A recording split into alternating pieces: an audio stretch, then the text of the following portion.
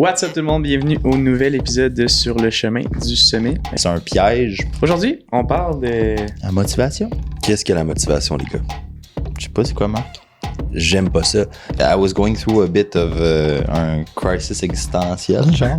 Wow! Parce que si tu t'attends tout le temps à ce que la vie soit rose, puis à un moment donné, il y a du bleu, ça va mal. À méditer. Moi, je suis d'accord. Mettre une graine en toi. Je me suis fait mettre d'en face cette semaine. Voilà. Wow! Ben ouais. Puis le plus dégringolé qui évoluait. Je m'en calisse que t'aies de la motivation ou non. Tu fermes ta gueule puis tu le fais. Merci d'avoir écouté. Peace.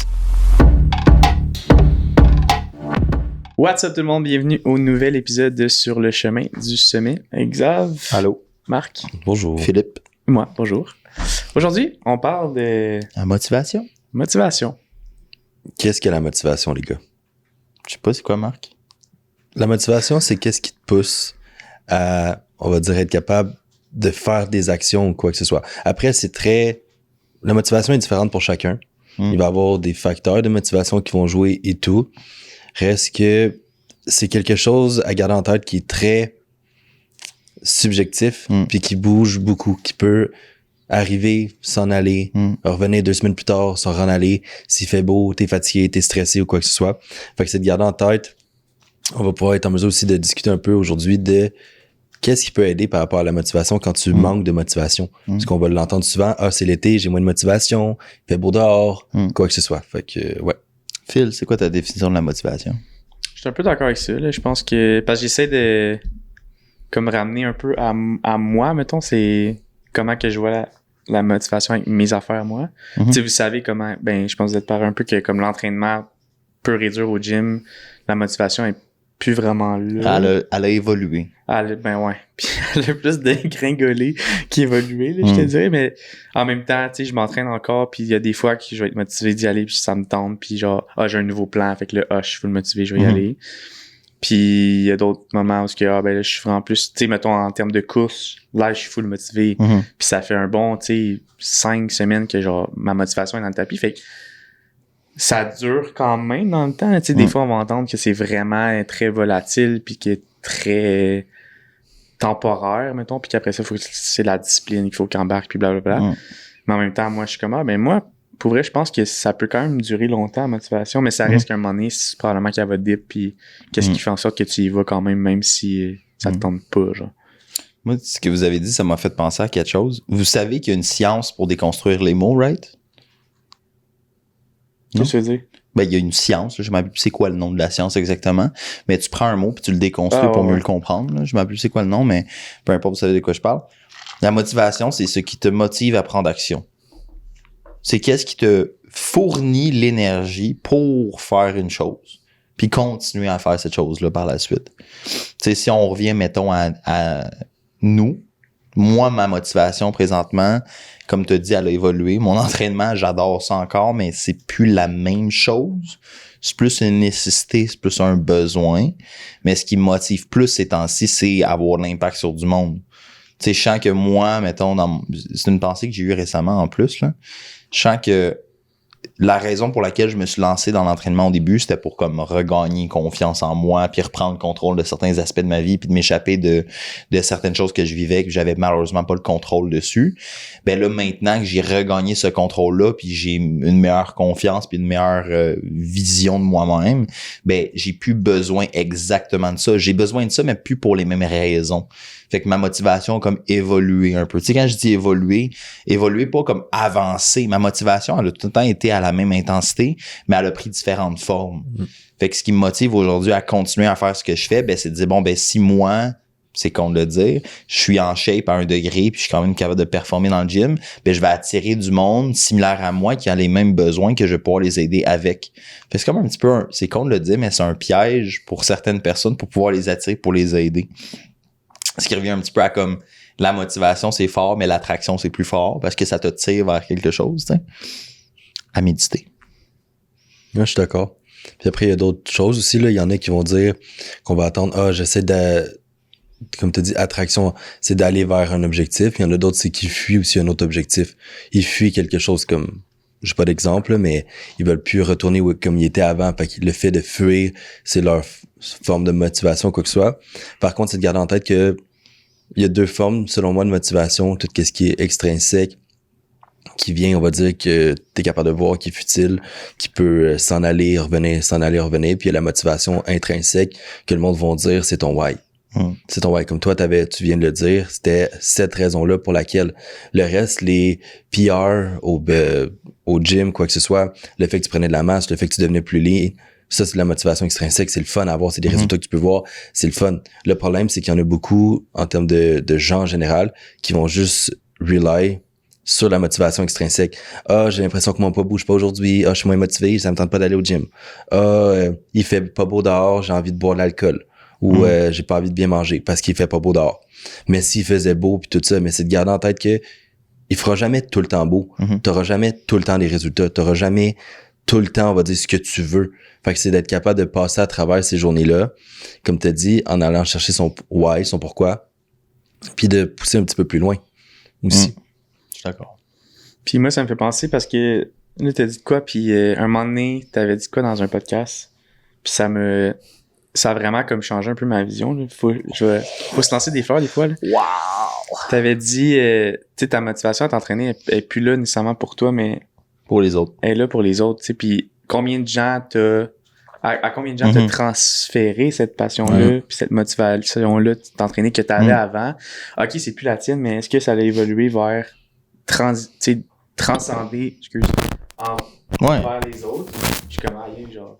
C'est comme existentiel un peu. Hein? Ouais, puis c'est comme on en parlait tantôt, c'est c'est rare qu'on s'arrête vraiment pour se demander pourquoi qu'on fait les affaires. Là. On est un peu tous une mode de pilote automatique, puis on fait les affaires parce qu'on les fait, parce qu'on est habitué, parce que c'est la routine, puis tu sais, mais pourquoi on les fait vraiment? Puis c'est facile de chialer, ou c'est facile de penser au passé ou penser au futur, mais c'est ça. Comprendre pourquoi tu fais vraiment quelque chose. C'est le fondement. Là. Moi, il y a un exercice que j'ai fait récemment. C'est un peu morbide, mais I was going through a bit of un crisis existentiel, genre. Puis comme pas mal tout le monde tout le temps ces temps-ci, je pense. Mais j'étais comme, bon, ben imagine, je suis plus là, genre. Il y a quelque chose qui m'arrive, je suis plus là. Qu'est-ce qui arrive? Tu sais, ma blonde a mon assurance vie, la vie est belle. Non, j'espère pas. Mais, tu sais, imagine le nombre de personnes qui vont comme avoir un manque dans leur vie parce que t'es plus là. Tu sais, puis étant coach, comme tu t'en rappelles des fois pas parce que on va tellement au travers de nos journées, nos horaires, nos rendez-vous, nos tâches, nos suivis, nos trainings, notre programmation, nos études, notre formation. On est constamment là, mais comme pensez-y à la quantité. Moi, tu sais, sur Fitlog, là, c'est con, mais le monde qui ne savent pas, Fitlog, c'est l'application qu'on utilise pour faire nos suivis en tant que tel. Je pense que Marc a changé récemment, mais peu importe. L'important, c'est que je fais le tour des fois de mes anciens clients, là, pis calisse, man. Genre, j'ai comme pas loin de 1200 dossiers là-dessus, là. Tu sais, je suis comme 1200 personnes. Ça veut dire que tout le monde a moi dans leur soupe? Vraiment pas. Si c'est le cas, il y a un petit problème. 3, 4, mettons. Genre, on sait c'est qui, hein, pour d'autres raisons. Mais à la fin de la journée, c'est comme, si t'es capable de te pousser, puis si t'as cette motivation-là, de dire, ben, je le fais pour les autres. C'est comme un père qui fait ça pour son enfant. C'est vraiment con comme connotation, mais tu fais ça pour quelqu'un d'autre. Mais il va tout le temps avoir plus de monde. Puis là, les générations commencent à augmenter. Puis nous, ça étant dans le domaine depuis 3, 4, 5 ans, on en a vu des choses qui ont changé, mais on est encore là. Fait que si on voit que les générations augmentent, nous, en tant que tel, on devrait tout le temps avoir une motivation. Ça, nous, on a réussi à la découvrir. Mais la question, c'est comme, il faut que le monde comprenne aussi c'est quoi leur motivation à eux. Puis par la suite, c'est quoi leur motivation à par la suite venir voir un coach, c'est quoi que ça leur apporte. Tu sais, c'est à méditer profondément pour le monde. Là. Puis d'être ouvert au fait que cette motivation-là peut changer avec le temps, puis de justement de vouloir la réévaluer un peu. Ok, ben là, genre, ok, je vais prendre un 5 minutes, là, 10 minutes, 15 minutes, peut-être une heure ou 2. Là. Puis genre, qu'est-ce que je fais, pourquoi je le fais, puis après cette réponse-là, ben pourquoi, puis pourquoi, pour éventuellement, genre, vraiment trouver ton why. Ouais, non, c'est vrai. Puis, je vais faire juste un exemple d'un cas client que j'ai eu récemment. C'était une personne, en fait, qui essaie d'établir une routine, ça va super bien, puis il y a quelque chose qui est changeant dans le fond, dans sa routine, puis ça coupe sa routine, l'habitude qu'elle avait, puis la structure qu'elle avait. Puis elle me dit, quand j'y avais texté, « Hey, comment ça se passe? Ça fait comme à peu près 2 semaines que tu m'as pu check-in, whatever. » Puis elle m'avait dit, « Ah, ça va vraiment mal, j'ai plus de motivation. » Puis j'ai dit quelque chose dans le fond, garde en tête que selon moi, le trait de caractère, puis après tu as rajouté quelque chose, tout ça, le trait de caractère le plus important dans ces situations-là, c'est la flexibilité, que dans la vie, il n'y a rien de strict. Il n'y a rien qui est coulé dans le béton. Puis plus que tu vas être flexible face à ces situations-là, plus que tu vas être en mesure de t'adapter, puis la motivation va suivre éventuellement aussi. Parce que si tu t'attends tout le temps à ce que la vie soit rose, puis à un moment donné, il y a du bleu, ça va mal. Mais il faut que tu sois capable de changer là-dedans.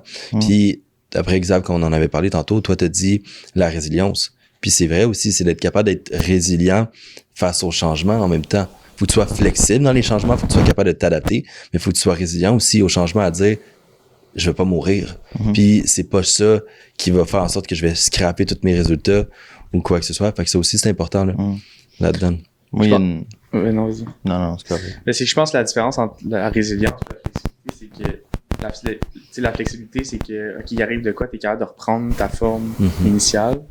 Tandis qu'avec la résilience, avec les embûches qui vont arriver, tu deviens de plus en plus fort. Fait que t'évolues, tu fais pas juste revenir à ta base. Tu te densifies. Tu deviens de meilleur en meilleur à gérer ces embûches-là, genre, qui arrivent. Fait que oui, c'est primordial. Oui, écoute, ça me fait penser à quelque chose aussi, puis on a beau dire que, tu sais, c'est de la motivation, c'est flexible, c'est résilient, c'est beau, c'est fluide, nanana. À un moment donné aussi, ton objectif va requérir un degré d'effort aussi. Fait que si ton objectif, puis ça, je le lance là parce que je pense que le monde, des fois, se perd dans les extrêmes, comme qu'on a déjà dit. Ça, c'est un extrême pour la santé psychologique, puis le bien-être global. Ton objectif, c'est de devenir Ronnie Coleman. Je m'en calisse que tu aies de la motivation ou non, tu fermes ta gueule puis tu le fais. Puis ça, c'est des fois des choses qu'on voit avec nos clients, puis je sais pas pour vous, mais pour moi, des fois, c'est difficile de savoir quand mettre, moi je dis de break puis le gaz, comment pousser quelqu'un ou comment comme breaker quelqu'un, puis par la suite, c'est quoi la relation à avoir avec ce client-là, ça devient vraiment compliqué, mais comme faut-tu que je motive mon client? Faut-tu que je break mon client? Faut-tu que je le pousse dans le cul? Faut-tu que j'y aille sur ses émotions? C'est quoi ce qu'on fait? Tu sais? Puis par la suite, c'est, comme on a dit tantôt, d'avoir un impact sur ces personnes-là. Puis quand ils sortent de notre bureau, ils sortent du training, moi, je m'en fous. Je le dis à mon client, là, on a un training ensemble par mois. C'est super le fun, mais ça change à rien. Ça te fait plaisir, ça te fait du bien. Mais moi, ma job dans cette heure-là avec toi, c'est d'implémenter en toi quelque chose. Je vais dire quelque chose, mais je vais pas dire ça. Mettre une graine en toi pour te primer. Je sais, ça sonne tellement mal. Surtout quand tu ris en le disant. Oui, mais Chris, parce que c'est le seul mot que j'ai en tête. Tu comprends? Implémenter. Tu manges juste aux graines, c'est ça? Ben oui, Chris, je suis à l'arrêt d'une plante, man. J'ai pas le choix. Anyways. Arrêtez de me fourrer, là. C'est de mettre quelque chose en... Écoute, là, j'ai pas fini mon café. Faut que tu mettes quelque chose dans ce client-là qui le prime à devenir comme, OK, ben, faut que je le fasse plus. Parce que nous, en 1 heure, je peux pas te train en 1 heure pour que tu aies des résultats pendant 1 mois. Faut que je te pousse dans le cul à comprendre, puis comme investir en toi. Puis moi, c'est legit, c'est le principe de semer une graine. Moi, j'aime appeler ça des pistes de réflexion. Tu t'apportes des pistes de réflexion. Ouais. Graines, piste de réflexion. Pisse. Ouais, t'apportes des pistes de réflexion à une personne pour qu'elle soit en mesure de, par elle-même, réfléchir sur ses comportements, ses actions ou ses décisions. De cette façon-là, être en mesure de changer. Puis il y en a combien qu'on entend des fois qui disent « Oh my God, j'ai eu une semaine, on va dire j'étais en voyage ou quoi que ce soit. J'ai l'impression d'avoir perdu tous mes résultats. Je suis plus motivé, whatever. » Là, comme tu l'as dit, Phil, c'est quand tu deviens résilient, t'es plus la même personne. Pendant toutes les semaines, tous les mois que tu as appris de ça, cette moins bonne semaine-là, t'apprends de ça. Puis sans cette semaine-là, tu serais pas la nouvelle personne d'aujourd'hui. À chaque fois qu'il se passe quelque chose, positif ou négatif, tu grandis. Automatiquement. Tu grandis juste plus quand c'est négatif. Parce que ça fait mal, puis tu veux pas que ça refasse mal. Fait que c'est sûr que ça a un impact avec ça aussi. Est-ce qu'on peut se dire à chacun... T'allais dire quelque chose, hein? Non, c'est que je repense à ma quote préférée que j'ai déjà abordée dans un des premiers, c'est le premier podcast. Vas-y. Puis je l'ai tatoué. Without the lows, the highs don't quite hit the same. J'ai eu, ça me fait penser, ma psy récemment, je parlais avec elle, puis elle me dit, sans la pluie, tu pourrais pas apprécier le soleil aussi autant. C'est la même chose. Exact. Puis Chris, je me suis fait mettre d'en face cette semaine par une de mes clientes en training privé. Tu sais, genre, il faisait gris tout le temps. Puis je suis quand même impacté, mettons, par la température. C'est qui? C'est Mylène? Non. Ah, fuck. Non. Puis là, j'étais comme... Puis tu sais, des fois en privé, t'as pas le choix des fois de parler de la météo. C'est comme pendant qu'ils sont... C'est long et plate des fois. Là. Pour le monde qui ne savent pas, c'est bien le fun de se faire pousser dans le cul. À un moment donné, t'as fait le tour de qu'est-ce que t'as fait aujourd'hui. Tu sais, surtout quand ta pousse, là, tu sais, est en train de mourir, genre... Puis comment ça va? Le 3 minutes de pause, il est long, fait que je vais lui parler de la météo, puis je suis comme, ouais, tu sais, c'est nuageux, puis de coller, ça me joue sur le moral, puis comme... Tu sais, moi, je les aime les jours de pluie, puis les jours plus maussades, parce que, tu sais, s'il faisait tout le temps beau... on profiterait pas du fait qu'il fait beau. Ouais. J'étais comme, aïe, c'est ma côte préférée, puis tu viens de me le mettre d'en face solide, là, parce que là, j'étais plus là. Ouais. Fait que j'étais genre, on se perd. Wow. Ouais. Merci. Moi, c'est une quote en latin. Je suis comme, pour le monde de sa foi, je suis un peu cinglé dans le cerveau. Là. Vous avez à apprendre le latin pendant que moi, j'apprends le mandarin. Non, j'apprends... Phil, c'est l'hébreu. Moi, j'apprends rien pendant tout. C'est ça. Moi, c'est amor fati. En latin, ça veut dire the love of faith. Fait que c'est le potentiel de se développer. C'est le potentiel d'avancement. Puis se dire, ben, t'es là, tu peux être là, mais t'es là, fait que tu vois que tu peux être meilleur. Tu sais, ça se quote bien avec la motivation parce que le fait même que tu penses à ça, c'est déjà assez pour faire les moves, tu sais. Comme tu y penses, t'es dans la bonne direction, puis si tu y penses, ça me fait penser à quelqu'un, puis je pense qu'on va closer là-dessus après parce que ça fait longtemps, puis on peut continuer pendant 15 heures sur la pluie et les beaux soleils. Vous savez c'est qui Gabor Maté? Non. On dirait un nom de genre... Herba Maté. Ouais. Non. C'est un neuroscientifique qui travaille avec du monde qui ont des problèmes psychologiques associés à dépression, anxiété, troubles de consommation, etc. Genre. Puis il travaille beaucoup ces temps-ci sur les médias sociaux. Il a sorti plein de livres, plein d'articles, puis j'en ai reçu quelques-uns que j'ai bientôt commencé. Puis lui, il dit le fait même que tu te dis qu'il y a quelque chose, dit que t'es prêt à faire le move. Fait que dès que quelqu'un, moi je l'utilise des fois avec mes clients, là, la personne, je l'appelle, je suis comme ok cool, qu'est-ce que t'as de besoin, non. Je suis comme cool, go. Puis comme je suis comme ouais mais on s'est appelé. T'es déjà là, c'est correct, c'est pas avec moi, mais comme déjà là, t'appelles, tu fais le move, t'es dedans, t'as pas le choix de continuer. Comme le fait même que t'es conscient de ça, c'est le premier step dans l'avancement. Fait que fuck la motivation, comme c'est le fun, c'est cool, mais comme t'es là, prends conscience, vas-y. Puis des fois aussi, il y en a beaucoup, c'est la peur du changement qui va amener ça. C'est la peur c'est l'inconnu. Le changement, c'est l'inconnu. C'est, je sais pas c'est qui l'avait dit tantôt, quand t'es confortable dans quelque chose, je pense que c'est Phil, ça a un impact. C'est que tu restes confortable dans ta situation. Fait que c'est qu'est-ce que tu connais. Puis le fait de sortir, ouvrir ta porte puis aller à l'extérieur de ça, c'est nouveau, ça fait peur. Puis tu le sais pas, puis hey, imagine, j'aime pas ça. Mais souvent, à chaque fois que tu sors de ta porte, la majorité du temps, c'est positif. C'est positif parce que tu grandis, encore une fois. Tes traits de caractère se développent, tu deviens plus mature, plus résilient, puis tu deviens la personne que tu t'imagines que tu veux devenir. Tandis que si tu restes tout le temps dans ce cocon-là, tu vas jamais devenir le papillon ou whatever.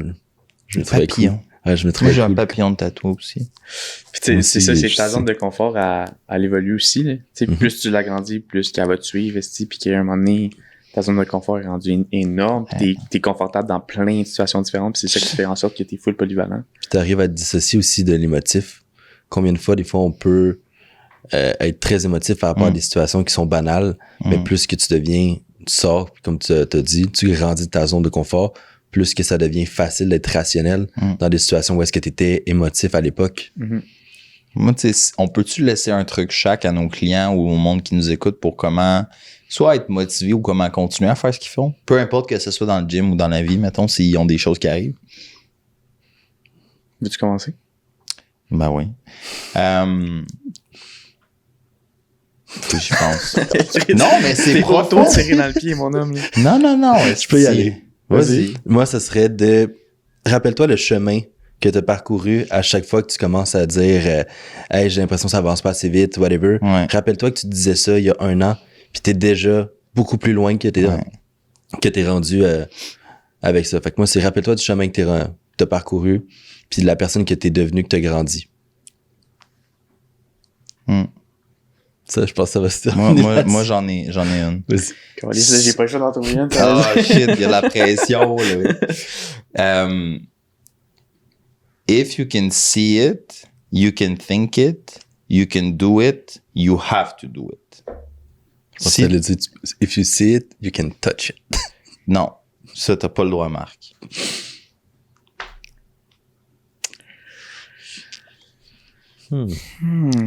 T'es pas motivé? Mais trouve quelque chose que ça tente de faire, genre. Parce que des fois, peut-être tu veux trop te forcer à être motivé sur quelque chose que dans le fond, tu cherches peut-être pas à la bonne place.